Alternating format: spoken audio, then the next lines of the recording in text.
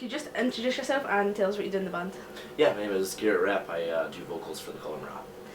Can you tell us a wee bit about your latest album? Hold On Pain Ends, Yeah. just released on Fearless Records. It's been out for, I think, a couple months now. What was the recording process like?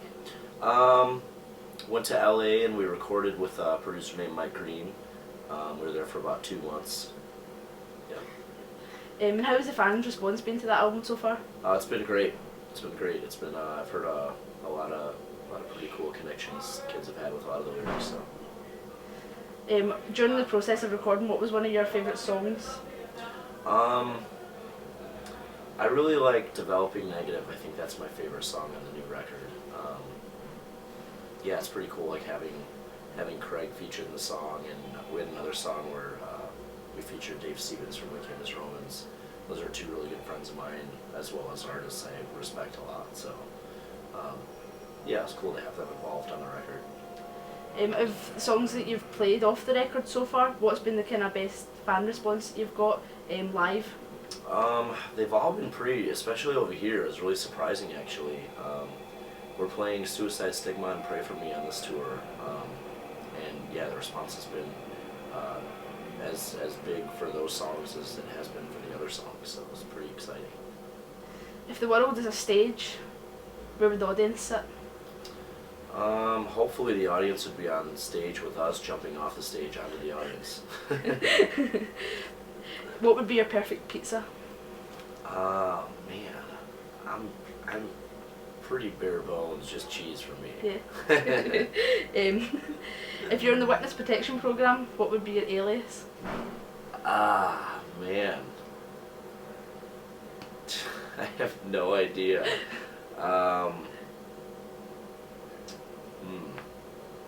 go with probably good old-fashioned John Smith.